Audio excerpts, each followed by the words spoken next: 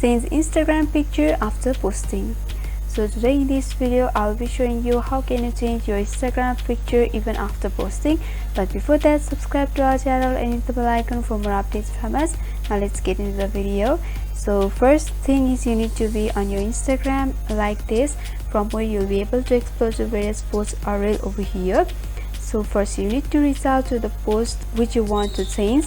For that, simply tap on your profile in the right bottom corner and you'll be able to see your profile along with the post that you have on your account. Simply tap on the post, or if you have got multiple posts, then you have to select the one in which you want to make the change. And after that, you'll be able to see the three dotted vertical line at the right upper corner or the right hand side of the post.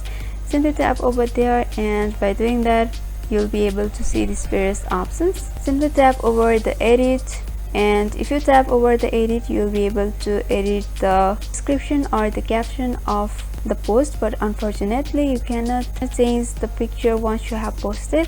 For that, you have to delete the post. For that, you can simply tap over the three dotted vertical line at the right hand side and you can go for delete, and by tapping over that you have to once again go for delete and your post will be deleted.